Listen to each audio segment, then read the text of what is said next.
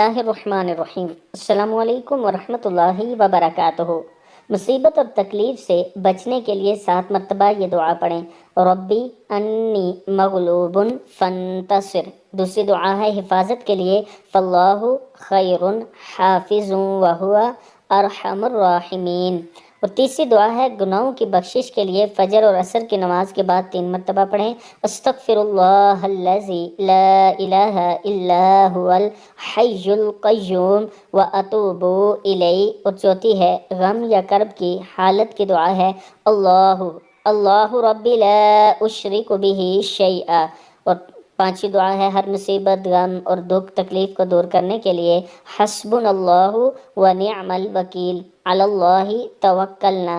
مقدمے میں حق کی کامیابی کے لیے 100 مرتبہ یہ دعا پڑھیں، وَأُفَوِّضُ أَمْرِي إِلَى اللَّهِ إِنَّ اللَّهَ بَصِيرٌ بِالْعِبَادِ۔